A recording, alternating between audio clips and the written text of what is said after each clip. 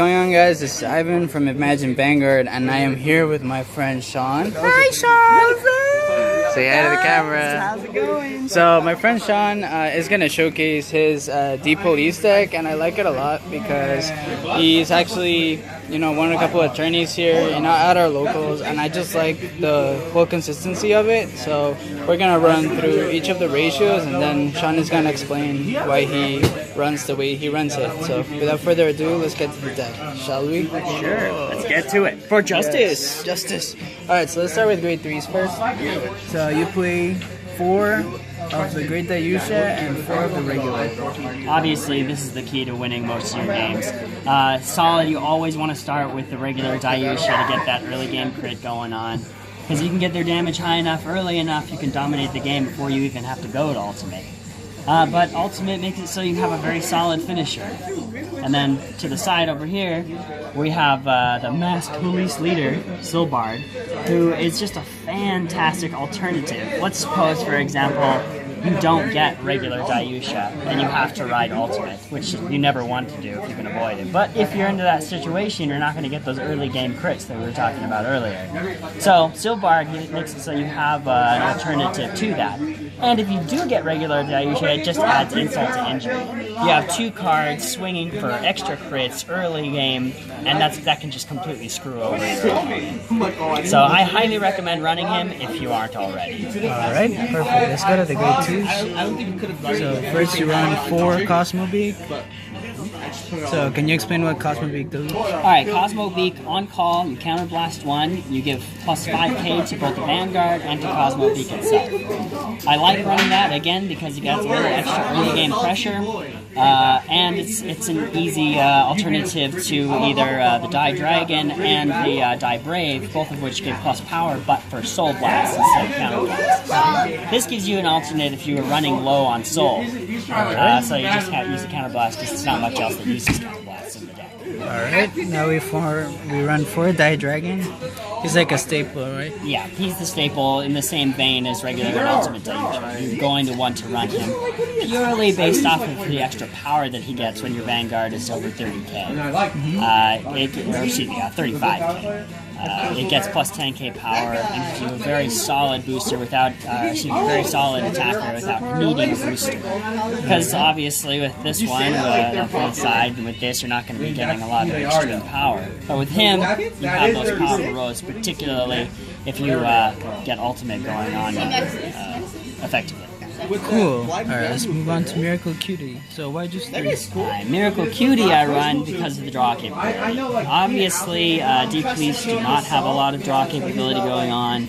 The only 2 that I currently have in the deck that have any kind of draw outside of the trigger lineup is Cutie, which on hit, if your Vanguard is 30k or greater, you draw a card, which is nice.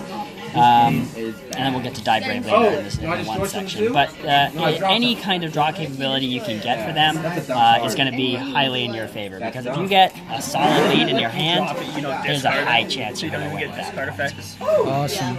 Alright, so that's it for the grade 2s. So you run 11 grade 2s, right? That is correct. Cool. Now let's go to the grade 1s. Let's start over here with Daimariner. So we're running 4 Daimariners. See, Daimariner isn't as consistent because you're going to get him a lot early game, and if you get him early game, you're not really going to want to use his effect. A, because it costs a Soul Blast, and you want to save those for giving power to your Vanguard if you can. But what it does do is give you a solid chance to finish it. If your opponent is at 4 damage, and you have a Daimariner in hand, you've got regular Daiyusha on the field, that's going to add a whole lot of pressure, because Daimariner, his effect is that when you Soul Blast on call, basically if your opponent wants to guard, they have to drop more than 1 card into the Guardian Circle. So they're going to use more cards from their hand. This is particularly useful against clans that have hand advantage, like OTTs, for example. Anything that draws a lot. So it's good for wasting your opponent's hand and potential finisher material. Cool. Then we run 4 Daibrave. Daibrave is another standard card you're going to want to run in this deck if you have the ability to do so. Get Daibrave for 2 reasons. One, it gives you plus 5k to your Vanguard, and it's not an on-call effect. This is an important difference. With Daidragon and with Cosmobeak, both of which give power to your Vanguard, they're on call effects. Daibrave, you can just activate once per turn. That card's only during your power. And it gives you the ability to get that power when you don't have the others. And the second reason you run this card, and I think this is actually more important, is that it gives you draw capability.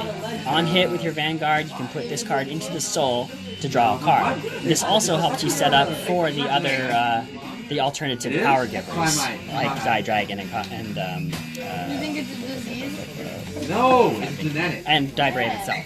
Cool. Now we're going to Daitiger. That's right. Now, Daitiger is also extremely important. They have no popping capability outside of Tiger. Can you write my name? Paul, can you write my name? Paul. Thanks. Alright. So yeah, Daitiger on hit, you can put it into the soul, again giving you more resources for your other cards. And when you put it into the soul, you can pop one of your opponent's ears. You get to choose. So in many ways, that's superior to other popping effects, like for example the new shadow stuff. Your opponent has to choose. Exactly. So yeah, that's really solid card. And then just one Dailander, the wifey version. Alright, so this card I run because it's solid to prevent your opponent from intercepting if your Vanguard is 3K. I mean, that's always a nice little benefit, but honestly, I run this card more for the lulz than anything else because the art is not the art it was meant to be when it initially came out. So I lose the damage? Kawaii. Yeah, exactly. Super kawaii. So now let's go for triggers. So pretty standard.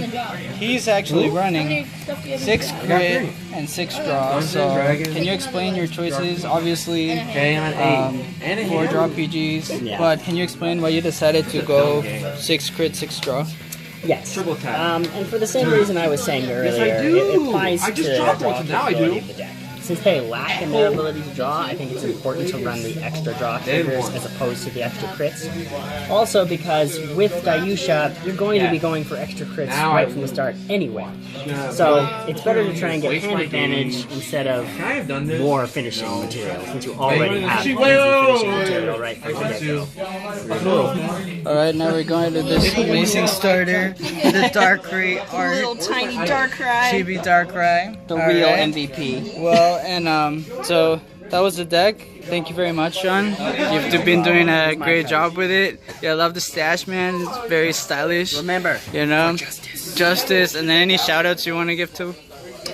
Shout out to Team Hydra, my team here at the drop. Alright, thanks, man. Have a great day, guys. Hope you enjoyed the deck profile, and please watch our other videos if you haven't already, and subscribe to our channel for more content. See ya.